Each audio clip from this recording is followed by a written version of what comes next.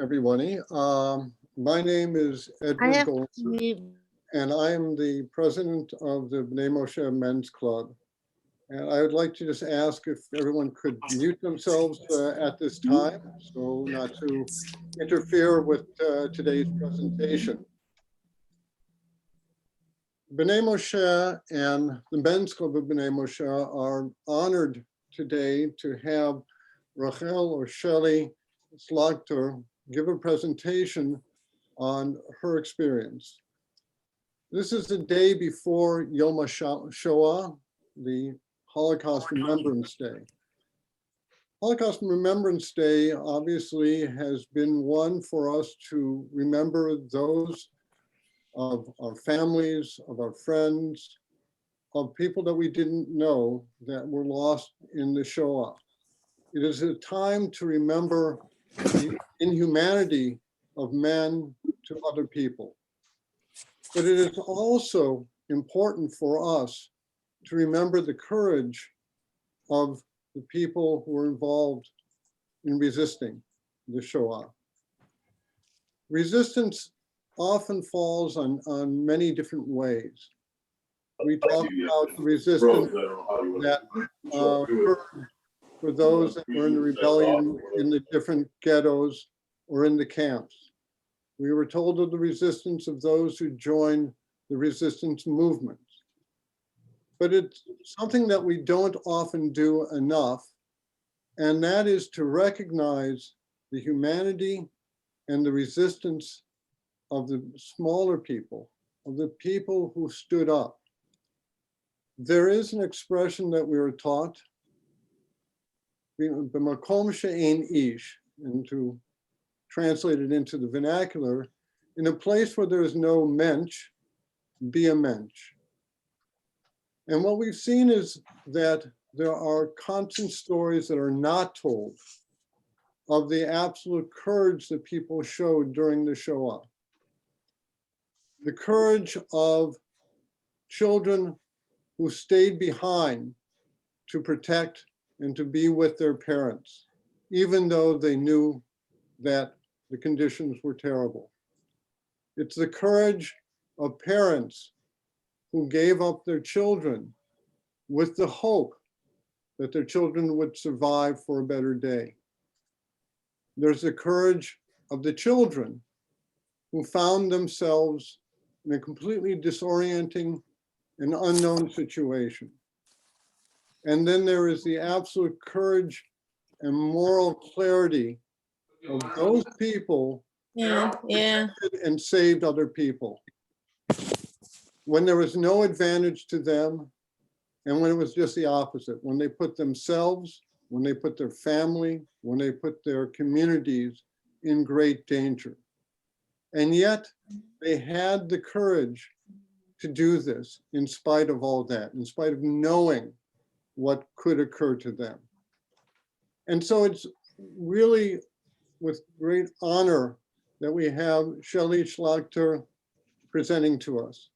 Shelley now, we are very fortunate to have her as a member of Congregation B'nai Moshe. Shelley was born in Holland, and she will tell her story. After the war, she studied to become a social worker. She went from Holland to Israel to work as a social worker, and then later married and moved to the United States, specifically to Los Angeles. She continued working as a social worker, then went on to get her MBA and became an administrator at the Jewish Home for the Elderly in Los Angeles. She has quite an important story and information to tell us. She told me when I spoke with her, just to introduce her as a simple lady. Well, she's quite much more than that. And so with that, I'd like to hand it over to Shelley. And thank you very much for coming to speak with us. Thank you for this wonderful introduction. And good evening to everybody. I am sitting down when I actually start telling you that I am proud and tall, sitting here on the shoulders of two pairs of parents, my biological Jewish parents and my Protestant foster parents. Let me tell you about both. My name, you know, is Shelley, and I was born in the city of Apeldoorn in Holland, also known as the Netherlands, a small country in Western Europe, highly and densely populated, was always a haven for Jews to come to, specifically after the Inquisition time in Spain. Just before World War II, there were 155,000 Jews living in Holland in thriving Jewish communities such as Amsterdam, The Hague, Rotterdam, and throughout the country, small Jewish inhabitants there, and they were highly respected for their business, academic, and cultural contributions to society there. They built and became true pillars of their communities with great pride, with care, with devotion, and with total loyalty to the kingdom of their new homeland. Difficult times were feared since Hitler took office in Germany in 1933. Within the next 12 years, all of Jewish community life, the life of all Jewish citizens, were destroyed, were torn apart, underwent the most horrific destruction ever thought possible in a well-established and cultural society such as Dutch Jewry. After the war, only 15,000 survived, and partly through hiding and the entire 2 years, and partly survivors who came back from the camps. My life started in the year 1940.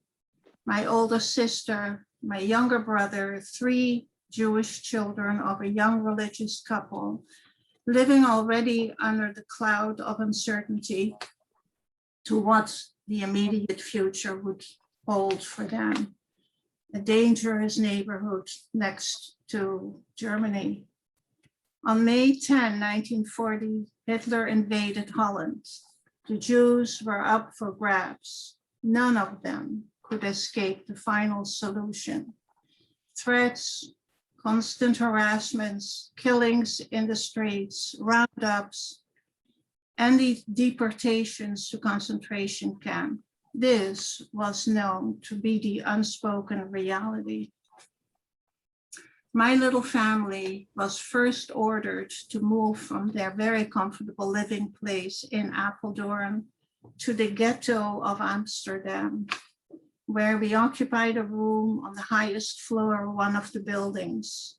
My parents tried to carve out some way to sustain daily living, hoping for better times to come, ending this inhuman treatment.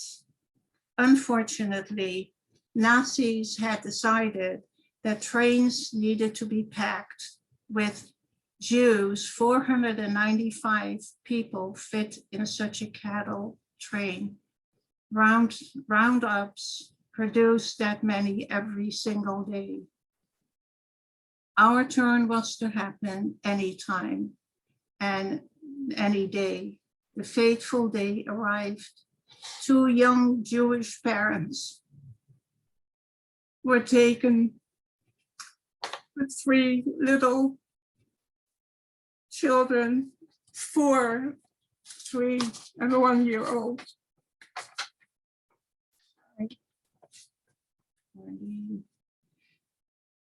Emotion. The first station for them was the Hollandse Schouwburg, Amsterdam's concert and theater halls, where they had put together headquarters, the Nazis officers who were responsible for the annihilation of Dutch Jewry. It was there that my parents were torn away from their children, transported first to a concentration camp called Westerbork, still in Holland, and from there to Bergen-Belsen. We, as little children, must have been totally bewildered and traumatized. To date, I have not been able to remember any of this. However, later in life, research as well as documentation of survivors, the Red Cross, and the underground activists told the stories about 10,000 Jewish children who were held waiting for transport to a destination unknown and were cared for by caretakers in very cramped quarters in what we call today the Amsterdam crash. The crash originated in 1906. It was simply a nursery for daycare for little children, and the crash was built by a well-to-do Spanish Jewish family, and also their daughter was the director of it. But in 1940, it was made to be an orphanage, and the Nazis would push in there 400 children at the time. And when they did not get a place to hide, they were shoved into the evening train rides. So from the 10,000 children, only 500 were saved. All the others were never heard from later. The crash itself, as we see pictures of it right now, is a lecture by itself. I am not going into detail, but the building of the crash was across the street of the Hollandse Schouwburg, and the Nazis knew exactly how many children were in there and how many children went out to the trains and how many children came newly into the crash. My number in that crash, when I was put in there, I was child number 7,092, and I was coming there in group number 640. They tried to find places, but not with a lot of luck. Innumerable atrocities, horrific crimes, unbelievable beatings, cruelties, unspeakable death camps, beast-like behavior. It is difficult to find the words to properly describe the life and subsequent deaths of many millions of people, of which 6 million were Jewish.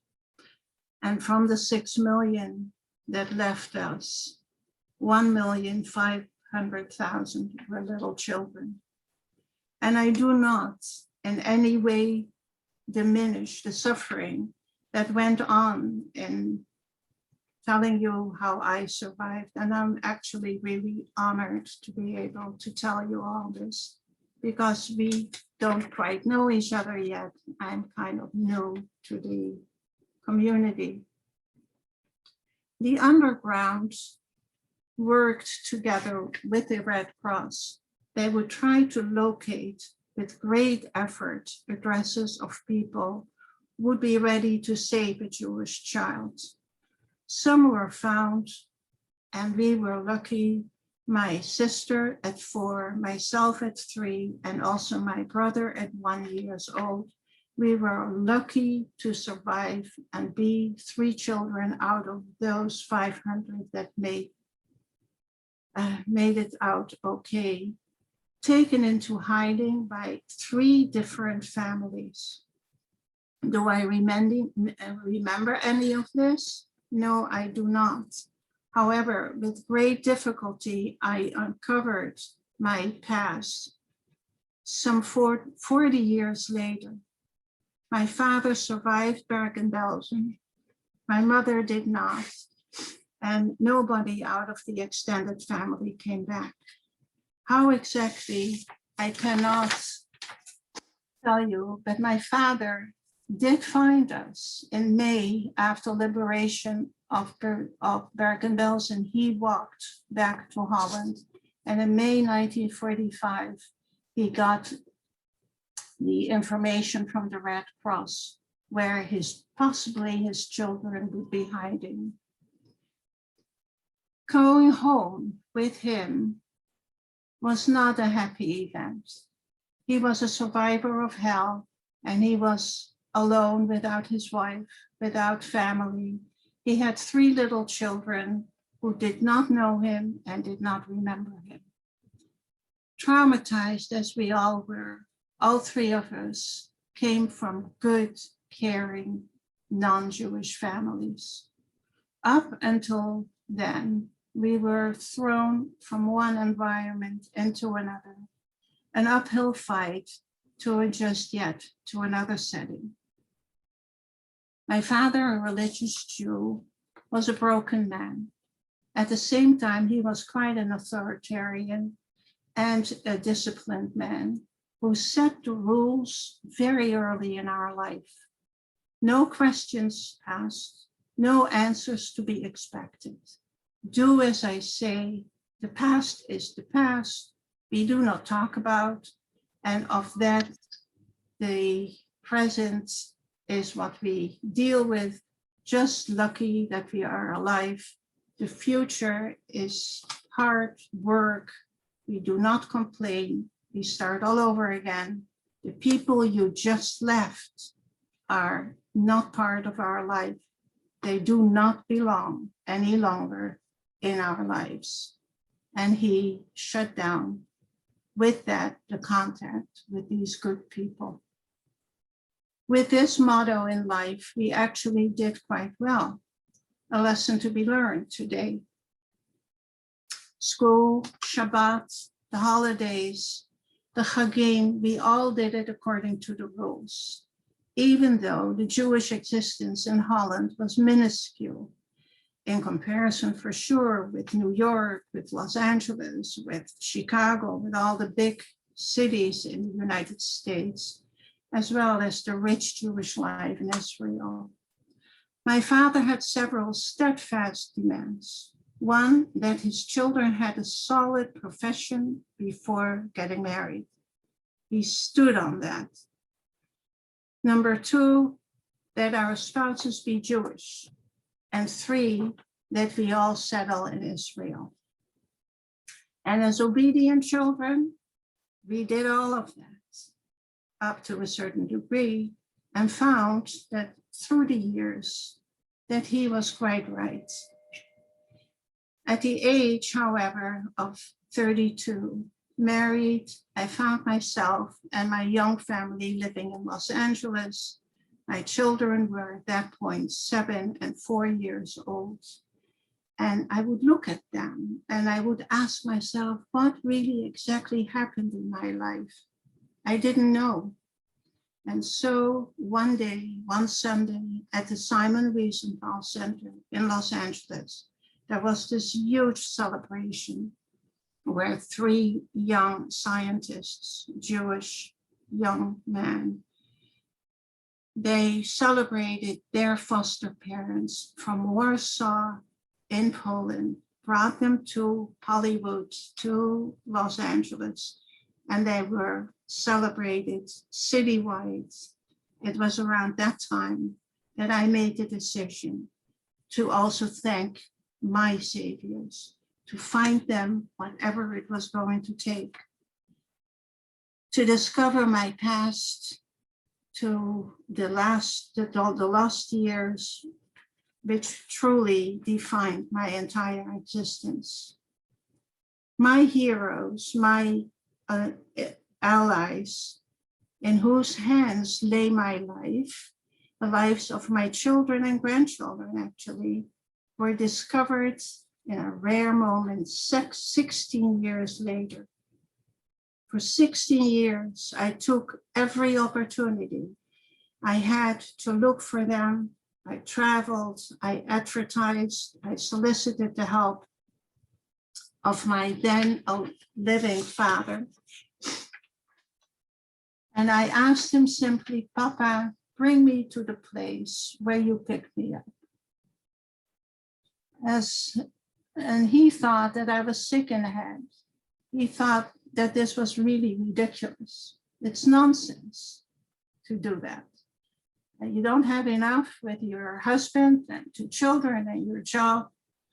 And I said to him, I will come and visit you in Holland, and please, please bring me to that place. He says, you come to Holland and I will show you the Anne Frank house.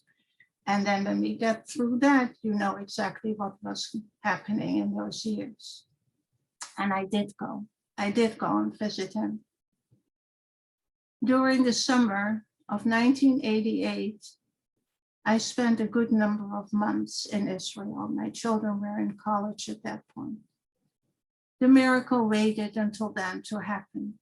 Just a simple visit to Bank Leumi, one of the biggest bank system in Israel. Did it all within no time.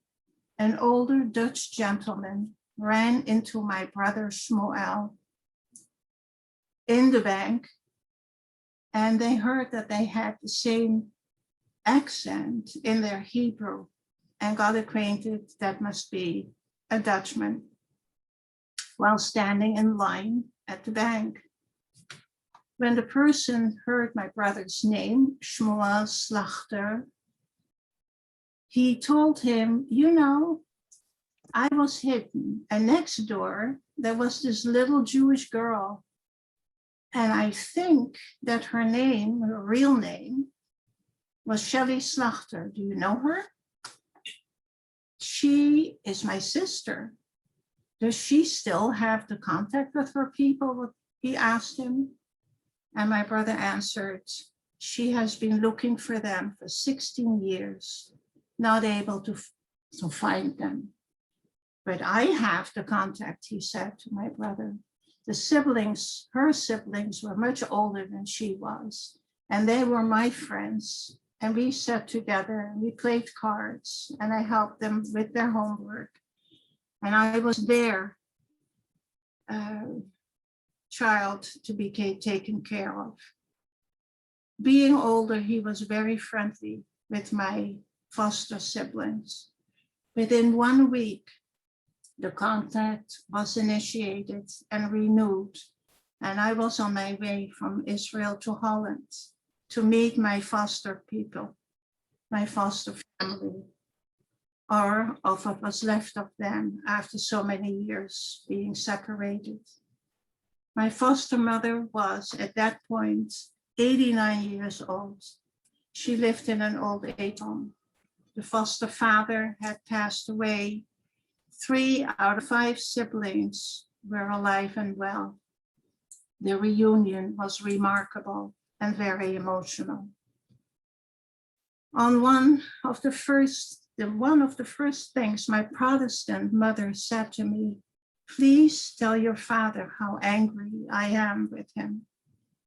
She told me all the details of my 2-year stay with them, as much as she could remember. She mentioned how afraid she was taking in such a young child, how to discipline her so that she had to hide as soon as the occasion lent itself, when there was a knock on the door. She told me how they loved this little black-haired little girl, how obedient I was, and if I could have felt from the beginning how dangerous it was for not only me as a Jewish child, but also for them to survive and learn how to survive and be very obedient. They taught me where to hide, when to hide, in the closets, under beds, being behind a big chair.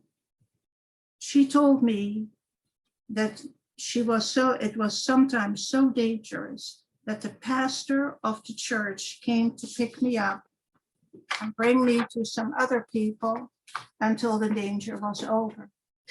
This happened several times. I have no recollection of any of this. But they put in everything they had, including food, to save this little Jewish girl. Many more details were revealed to me, and very important one was the following. They knew the name, the man, and the address of the young man, my very first savior, who had picked me up, took me by train in the middle of the night from Amsterdam to the destination of my new family, Van der Veer. My fictitious name becoming Dickie van der Veer. He was at that time 18, 19 years old. His name is Jan Bos, was sent by the underground workers to pick up a child handed to him at the back exit of the children's orphanage, the crash, and uncover a tag worn by the child beneath her or his clothing, and took then the trip wherever he needed to, according to the address on the tag. Jan Bos saved 33 Jewish children that way at the age of 18, 19. He was a student in the university in Amsterdam. Thanks to my discovery, I also met him. He was 81 years old when I met him again. He had a list of names of all what he called his children, as he then called them. He had a list, and my sister and myself are on this list. As my foster mother told me about all of what she remembered, she got up out of her chair, a feisty older lady. She walked over to a small chest of drawers in her very small room in this old age home.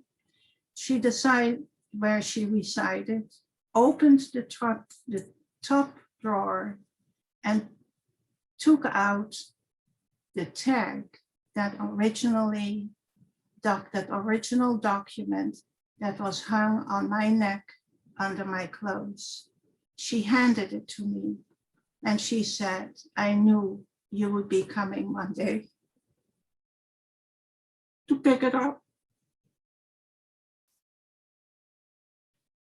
43 years had gone by since I left them. The family who loved me, took care of me, and made me one of their own. I do not have enough time to talk with you about further details, the tears, the thanks, the whole occasion of this reunion, the additional meeting with Jan Bos. I truly felt I stood on a holy ground. That I was able and given this priceless gift of thanking these heroes, these allies. When it came to honoring all of them in Yad Vashem, in Yerushalayim, my foster mother just simply said, no, thanks. We did what we were supposed to do. No honors, please.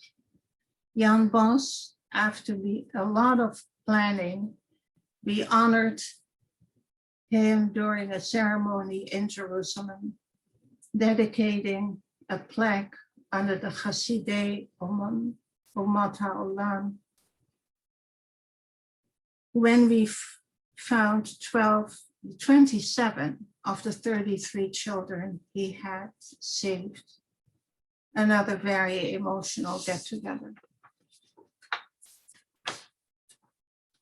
Years later, we that is, the Safe Children, built a monument. It lies in the grounds in the park in southern Holland's province of Limburg, in thankfulness to our gentle parents. However, we found out that the initial 500 children, only 250 were reclaimed by the Jewish families after the war. The other 250 were never claimed. Their families did not survive, apparently, and they were adopted by their saviors. To give you another example of how our foster families were attached to us. At the dedication of this monument, attended by my older sister and myself, we got to know that also her foster mother was alive, but not so well anymore. We were given the address to the old age home where she resided and went to visit her. Unfortunately, she was suffering from severe dementia. She was talking to a turned on television in her room, not even noticing that she had visitors. My sister, who was their only child at the time of the war, tried to make contact with her. Do you know me? Do you know who I am? Remember me? It was all so long ago. She kept talking to the television, not recognizing, however, above the TV hung a painted portrait of her late husband. We looked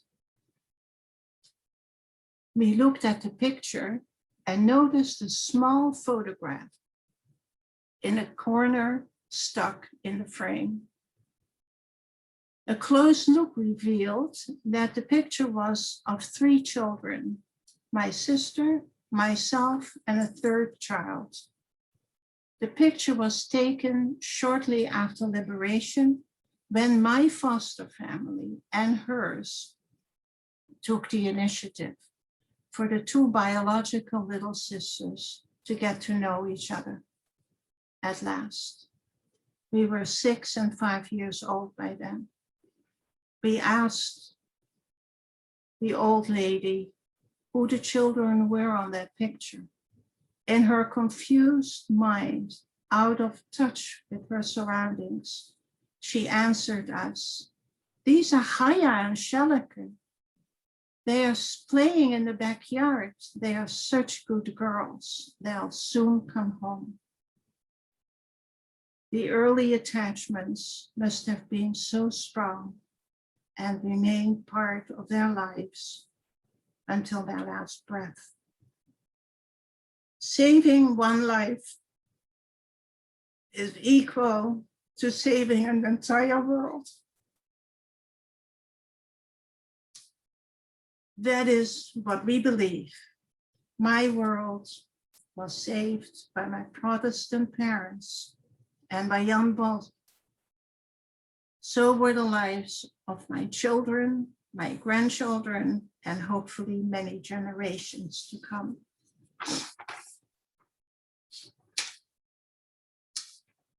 And yet, we are asking, how was all of this possible? Why didn't the world react? Why did so few survive? And why do I actually even sit with you and go through this story that happened to us? We just finished Pesach Passover. We love that holiday because families come together most of the time. And Pesach was always the end of winter and the triumph of spring is coming up, of renewal of liberation, of blossoms and of flowers. Four questions are asked by our children. 4 sons we speak about, the wise one, the wicked one, the simple one, and the one that doesn't know to ask a question as yet. When I speak to youngsters, which I have done for many, many years now in a museum, I always add another 4 sons, another 4 very, very important issues. And I say to them, 1, be an ally. 2, know who your perpetrator is. 3, don't be a bystander ever. And 4, try not to be a victim and help a victim when you see one. There's nothing like having our little ones sing Manishtana Laila Ze Mekolale Lot. It gives us the chance to tell about our very impressive history, how we are still part of the map in spite of all the suffering and in spite of so many people trying to tell the world that it never happened. They took the courage of my very own allies for me to keep telling about the colossal suffering, the collective sadness we survivors carry with us through our lives. We talk about the continuation, the great pride, the establishment of our own land, Eretz Israel, the glorious faith that we share, the Jewish traditions of the way of life we live. It is all in their hands that it was possible. And now a next generation is speaking out. Mom, I hear from my son, I'm not a 2nd generation survivor. I am a reviver, not a survivor. That says it all. We thank them, the very, very few who showed us their moral compass. When I stand up and say Yiskar several times a year, I include and remember the names of my biological parents and the names of my foster parents. And let us say Amen. Slides. Just tell me.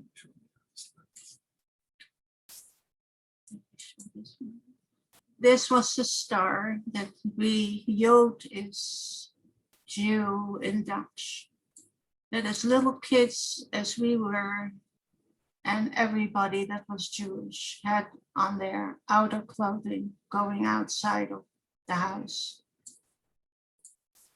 These are my parents. These are some of us babies to them.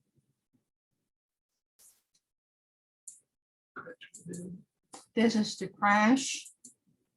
This is within the crash, and that is a story by itself that I will tell you one day. And this is my family, mother, father, and 5 siblings. They were all quite a bit older than I was, but I got to know my foster mother and 3 out of them. And until about last year, I had contact with one of them, and then he died. All of them were gone, and I am the only family member left. Here you see the card that was hidden within my clothing, child number 7092, and the address of the people where he should bring us, me, and the group 640, This original piece is on exhibit in the museum in Washington, D.C. This is the list, and Jan Bos really honored him in Yerushalayim, and the round circles are the names of my sister and myself. This is my mother's whole family as we got this handed down to us. She was the far left one leaning against the door. None of these people survived. Here is one of the children, the middle person that made it but remained within the family. He was not picked up by any family members, and he remained with his saviors and grew up there. This is me on that monument a few years ago. This is me saying Kaddish in Bergen-Belsen when I went there for the first time. And this was the only monument at that time there. There are more now. No, go back, sweetheart. Go back to them. And here I want to tell you that here is where I understood that my father could not talk about any of his experiences, because from here I sent him a letter and I actually accused him. Why didn't you talk to us? Why didn't you tell us? Why did you not know nothing about our mother, the rest of the family? And he received that letter. He was not completely healthy at that time. He had had an operation. And I got a call from his doctor to not bother him about the war. That is a Pandora's box not to be opened. When he received this letter, he cried for 2 weeks at a time. So please do not reach for anything more than just your lives together. So I understood that he could not handle any remembering to the war. My foster mother that is where she lived. And on the day that I met her again, in her little room. This picture, I could not tell you about this much, but I took my son, daughter-in-law, and their 3 children to Holland. And there we found 2 granddaughters of my foster mother. We visited with them. My son took the time to give them gifts. And so that happened about 2-3 years ago when we went to visit Holland.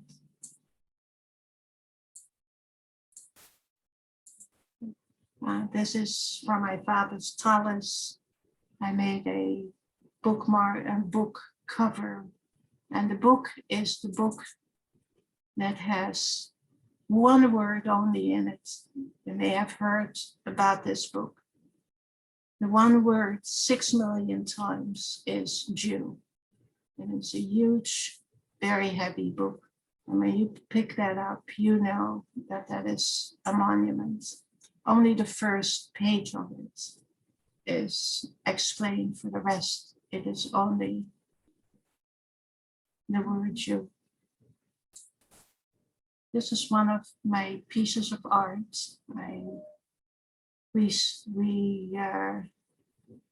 actually shaped my Jewish education according to the findings that I did myself. I had no organized Jewish education in Holland. There were just not enough children for that left over. And I painted and I cut paper cuts, and it was all the Jewish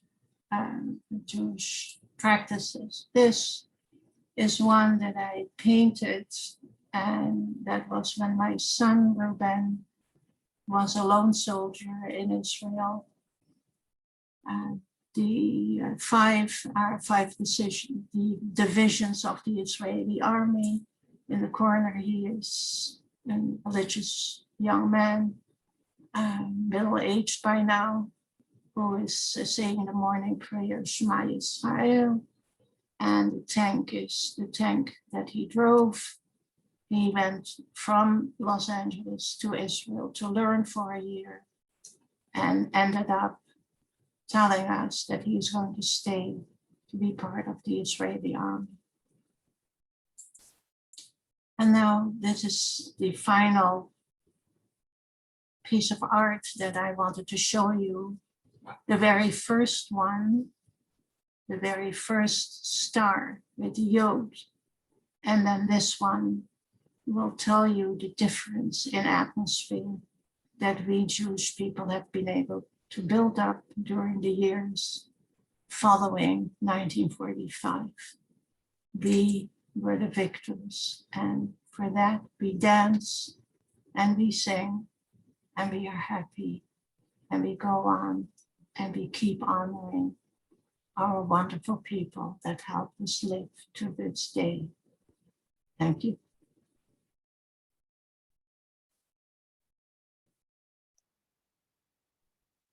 Shelley, thank you very much for really quite a moving and important presentation.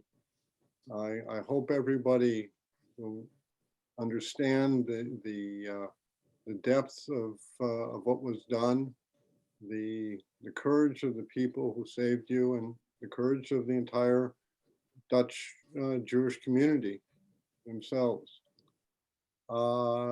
If you have any time, would you be willing to answer questions? Yes, by all means, it gives me stimulation to go more into detail, actually. So anybody that has, I'll be glad. Okay, if I might ask, maybe if you could write your questions in the chat, and perhaps Steve Fine, if I may ask you to read those. It's a little bit difficult for me to read the chat.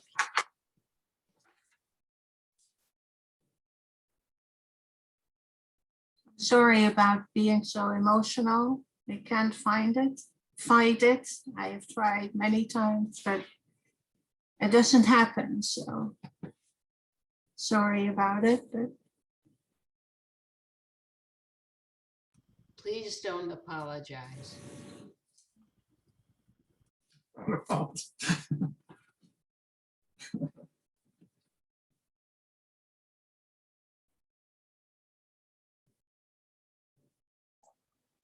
If anyone has a question, please feel free to send it to me. We do have one. It just says, thank you so much for telling your story. It is amazing how much documentation you were able to find. And the question is, how did you start in terms of finding all that documentation? How did you start? how did I start finding? Mhm. Well, most of it was after I decided to find these people and I started asking my own questions and went to the Red Cross in Holland. I had some people in Israel that whom I found who had had a similar background, but kept their contact with the people. The final detailed visit that I had with them was just simply a miracle that I finally did find them within a week of being in Israel at that time. The documentation is available by the Red Cross. There are lists of people that died, that went, that the different camps, they have documentations of that. And the children where they were hidden.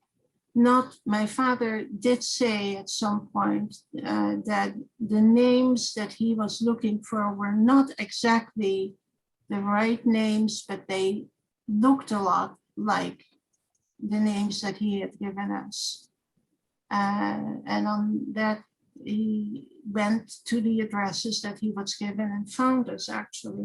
My brother was in a nunnery with another few Jewish people that were hiding there. And my older sister was with a family that had no children of their own, so she was the only one. And she was very Catholic when she came out. And my brother was only 3 years old when he came back, and I was very Protestant.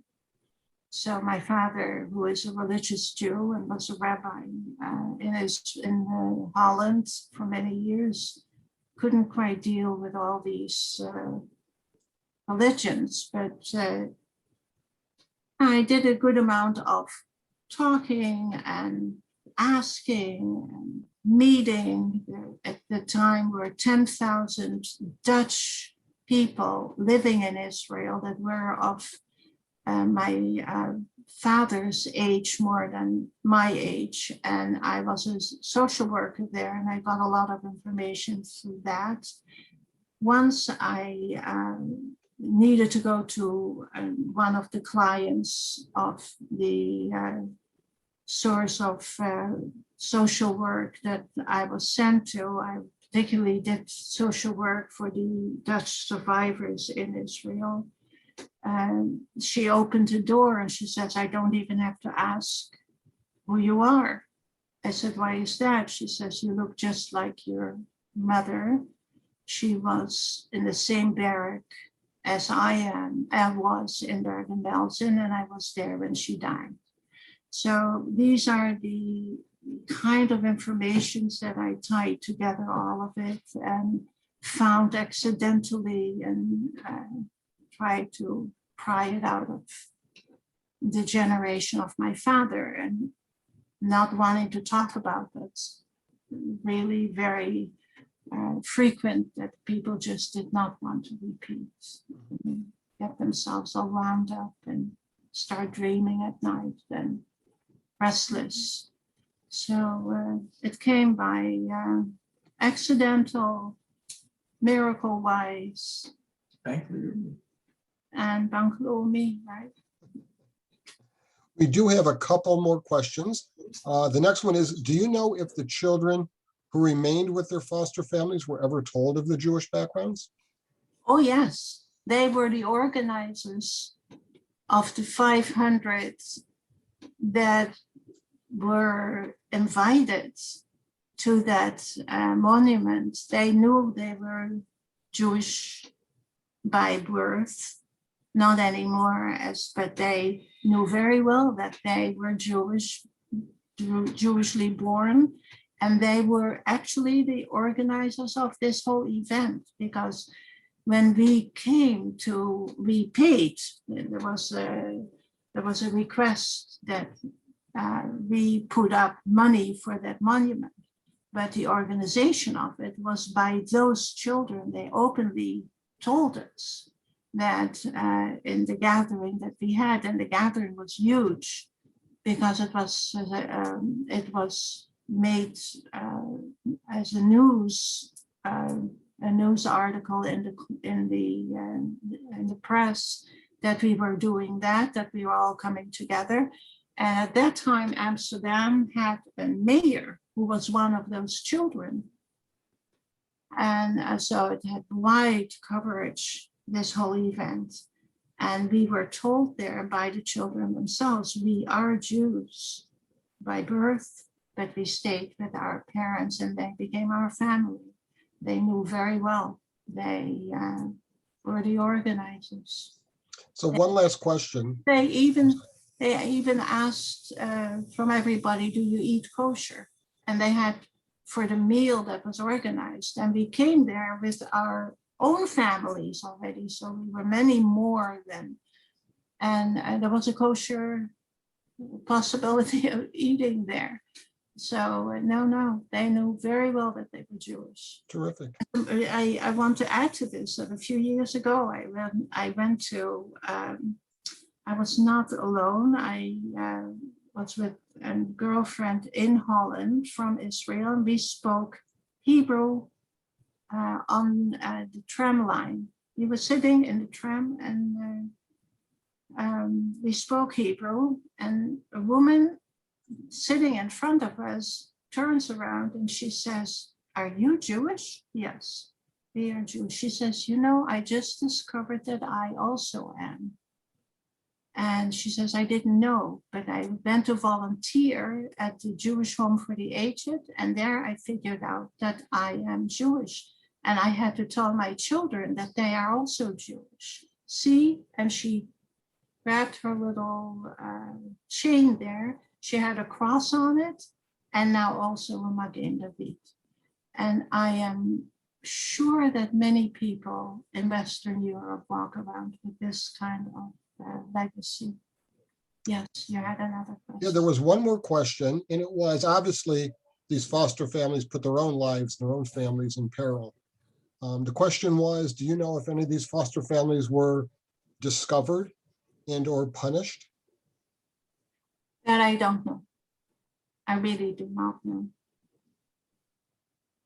But the threat was there. So it truly was an amazing thing that they did. Okay, I think those were our questions.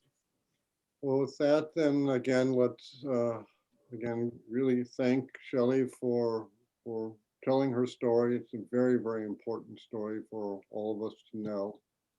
And it's an appropriate introduction for Yom HaShoah that will be coming tomorrow.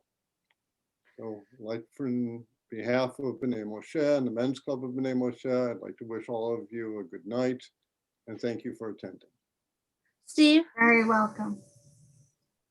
Yes, will this be videotaped, or is this a video that can be seen again? Because it has been recorded. I would Cool. check back in a couple of days on our website. I will. Thank Okay. you.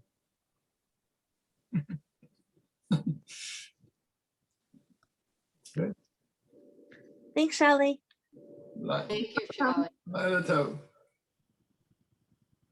Thank you, Charlie. Thank you, Shelley. Thanks, Shelley. No. Thanks, Shelley. Shelley. Wow. We've seen your kids and grandkids also chatting you. Thank you. And so you should check the chat. Oh, yeah? Yeah. Thank I you, saw- Oma. Oh, Gabriella.